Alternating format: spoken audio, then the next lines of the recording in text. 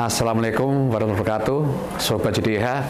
Hari ini kami lagi di Biro Hukum nih, mau ada acara podcast, tapi terkait dengan bantuan hukum bagi masyarakat miskin. Saya pengen tahu nih, gimana sih caranya untuk cari bantuan hukum bagi masyarakat miskin. Yuk, ayo, sus, sekarang yuk, sus. Halo, Sobat JDI Jawa Tengah. Ketemu lagi dengan saya, Bayu, di podcast JDI Jawa Tengah. Kali ini kami menyampaikan ada acara ya. Ada acara terkait dengan pembahasan mengenai tindak lanjut Perda 1 2022. Di mana Perda 1 2022 itu terkait dengan penyelenggaraan bantuan hukum yang baru saja diundangkan di tahun 2022. Nah, dari kegiatan tersebut itu menginduk pada Undang-Undang 16 2011 terkait dengan bantuan hukum khususnya bagi masyarakat miskin. Nah, di tema kali ini terkait dengan penyelenggaraan bantuan hukum ada tamu istimewa. Beliau adalah Bapak Mulyono. Beliau adalah analis ahli hukum Madya di Biro Hukum, kebetulan sebagai koordinator bantuan hukum.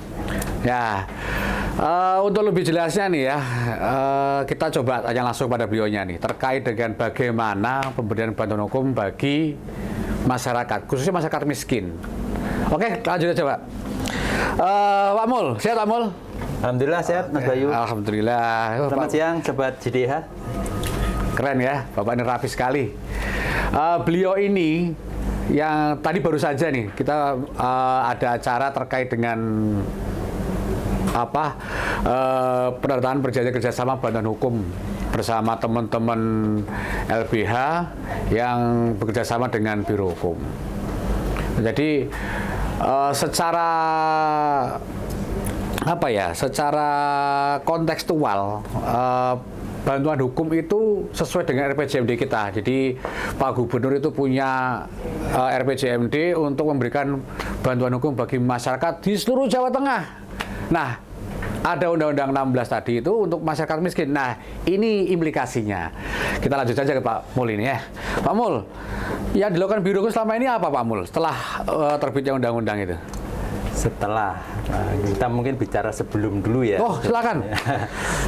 Jadi perkembangan yang terakhir ini di di Peraturan Daerah Nomor 1 tahun 2022 ini merupakan pengganti dari undang-undang sebelumnya, Undang-Undang Nomor 7 tahun 2014. Ini merupakan implementasi dari Undang-Undang Nomor 16 tahun 2011 tentang bantuan hukum.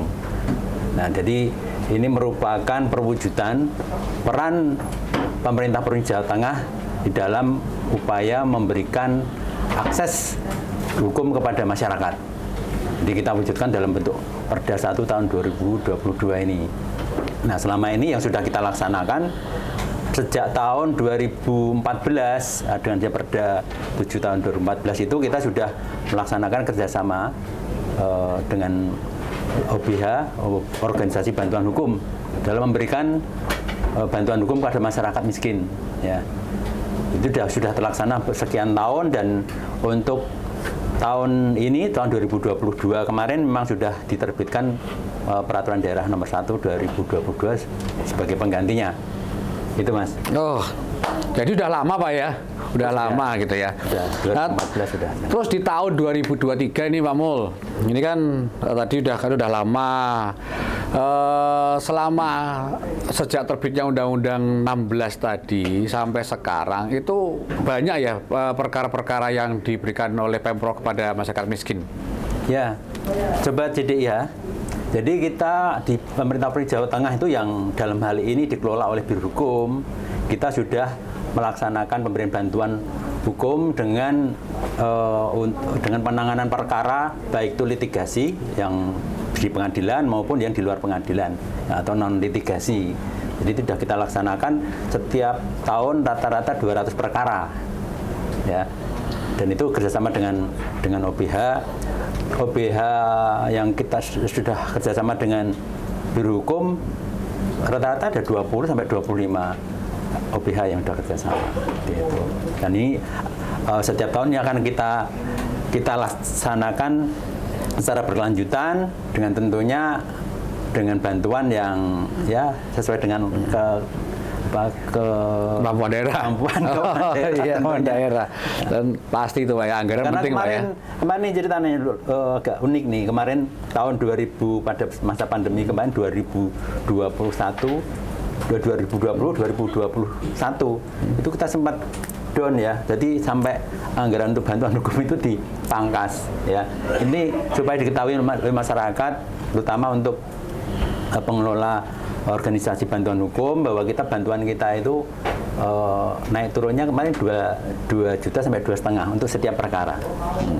Nah, kemarin tahun 2021 ini karena ada COVID kita terpangkas nih, refocusing ya Pak ya. Sehingga untuk penanganan corona ada yang harus dikurangi. Maka kemarin bantuannya jadi agak turun dikit separuhnya. Kalau sekarang berapa Pak di 2023 ini? Ya, alhamdulillah ini kita sudah mulai bergerak lagi kembali 2 juta. Oh, alhamdulillah. Bagus ya Pak ya. Nanti melihat kondisi keuangan kita, mudah-mudahan tahun depan bisa meningkat lagi.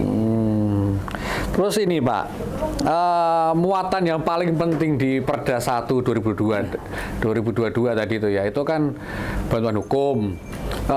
Secara di batang tubuhnya itu apa saja Pak yang diatur? Oh ya, jadi ini sebenarnya hampir sama sih dengan peraturan Perda yang kemarin ya, yang sebelumnya. Ini yang istimewa, yang agak berbeda. Ini yang diatur di sini mengenai penerima bantuan hukumnya, itu syarat-syaratnya. Jadi penerima bantuan hukumnya itu kalau yang di tahun yang Perda sebelumnya itu masyarakat miskin saja. Nah, untuk yang di Perda 1 2022 ini diperluas. Yang dulu hanya masyarakat miskin, sekarang juga masyarakat rentan. Nah, di masyarakat rentan itu di sana disebutkan ada anak yang berhadapan dengan hukum, kemudian perempuan korban kekerasan, ya, kemudian disabilitas, kemudian ada juga kelompok usaha ekonomi lemah, ya, yaitu mikro atau usaha kecil. Itu jadi perbedaannya sekarang ada kelompok rentan yang sebagai pihak penerima bantuan hukum. Sedangkan kemudian yang diatur yang lain mengenai syarat-syarat OBH yang bisa bekerja sama sebagai pemberi bantuan hukum. Ya, jadi syarat-syaratnya kemudian bagaimana tata cara untuk pencairan atau permohonan bantuan hukumnya. Oh, jadi itu dimensi perluasan dari perubahan Perda yang lama tadi itu Pak ya? Ya, itu yang paling signifikan itu di tambahan kelompok rentan. Terus yang akan dilaksanakan oleh Pemprov nih terkait dengan tindak lanjut dari Perda apa aja Pak? Ya, ini memang Perda ini ada salah satu pasalnya mengamanatkan, di pasal penutup ya, mengamanatkan pembentukan peraturan gubernur sebagai pelaksanaannya ini paling lama 1 tahun.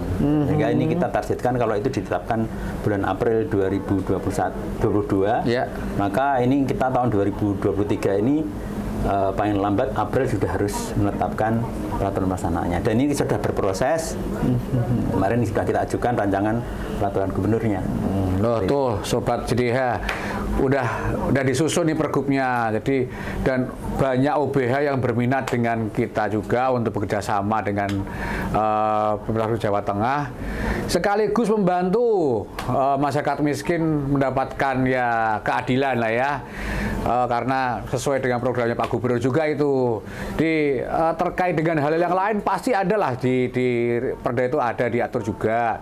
Paling tidak apa yang menjadi keinginan masyarakat itu tercapai. Jadi saya butuh dilindungi nih. Ternyata ada ya OBH yang kerjasama dengan kita bisa lah dibantu lewat OBH.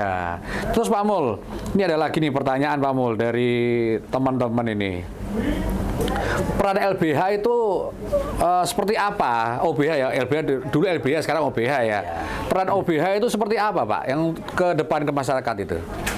Ya peran OBH yaitu organisasi bantuan hukum itu kan organisasinya, tapi namanya kan macam-macam. Ada lembaga bantuan hukum, ada ya lembaga konsultasi dan bantuan hukum itu namanya, tapi sebenarnya ini kelompoknya ini organisasi bantuan hukum. Jadi peran mereka ini tentunya membantu dalam ini kerjasama dengan Biro Hukum. Kenapa kita harus bekerjasama dengan OBH? Ya bukan obat batuk hitam ya. OBH, obat batuk kita. Bukan ya Pak ya, bukan itu ya. Jadi ya biasanya batuk kan OBH itu artinya obat batuk hitam. Ya ini OBH organisasi bantuan hukum. Ini kita kerjasama dengan mereka. Karena apa? Biro Hukum sebetulnya punya kemampuan untuk beracara di secara litigasi di pengadilan, karena kita juga melayani atau memfasilitasi penanganan perkara secara litigasi juga. Tetapi untuk itu kan kita berlaku untuk pemerintah, jadi kita mewakili pemerintah. Tetapi kalau untuk melayani masyarakat sebagai advokat, kita tidak bisa sesuai dengan undang-undang advokat. Ya kita PNS atau ASN tidak bisa beracara atau menjadi advokat, sehingga itu kita dalam rangka memberikan pelayanan kepada masyarakat, ya, kita harus bekerja sama dengan advokat yang secara profesional nanti akan menangani perkara itu sampai selesai. Oke. Tadi kan konteksnya masyarakat miskin ya Pak Mul ya. Terus karena ini acara ini ditonton banyak orang Pak, masyarakat luas ini khususnya nih. Terus kalau masyarakat itu mau minta bantuan hukum gimana Pak? Oh ya, berarti kan ya, Sobat JDI. Nih berarti kan nih. Nah, jadi kalau tetangga atau panjenengan atau teman panjenengan keluarga ada yang membutuhkan bantuan dan mereka termasuk kelompok yang lemah perlu dibantu, artinya masuk kelompok rentan atau kelompok miskin, silahkan bisa mengakses bantuan hukum melalui OBH yang sudah bekerja sama dengan Biro Hukum. Nah itu nanti syaratnya ya, nanti buat surat kuasa kepada mereka, mengajukan permohonan, kemudian ada surat kuasa, kemudian melampirkan surat keterangan miskin, apapun bentuknya sebagai pengganti yang menerangkan bahwa kondisi miskin. Oke. Berarti bisa Pak ya, masyarakat langsung mengaduki kita, bawa surat-surat itu nanti kita fasilitasi, kemudian disampaikan pada OBH yang terdekat dengan rumahnya gitu Pak ya. Ya, baik itu litigasi mau misalkan digugat di pengadilan, ya yang mau cerai misalkan, atau punya masalah perkara waris misalkan, itu bisa kita fasilitasi bekerjasama dengan lewat OBH yang kerjasama dengan kita. Atau pidana misalkan kena kasus narkoba tetapi sebagai korban, nah itu bisa nanti minta bantuan. Atau secara non litigasi punya perkara perlu dimediasi, secara non litigasi tidak sampai ke pengadilan, bisa kita mediasi atau negosiasi seperti itu. Bisa ya, jadi warga masyarakat yang melihat acara podcast ini bisa, kalau panjenengan semua ada masalah bisa berkoordinasi dengan Biro Hukum, nanti akan diarahkan dengan OB-OB terkait dan pasti akan dilayani. Itu Pak Mul, betul ya? Ya. Oke. Dan ini istimewanya untuk Perda 1 2022 ini, Mas Bayu. Pelaksanaan penanganan perkara ini yang non litigasi ini untuk yang perda ini lebih mengedepankan sinergi pelaksanaannya, gitu, sinergi antara Biro Hukum dengan perangkat daerah lainnya, terutama yang non litigasi.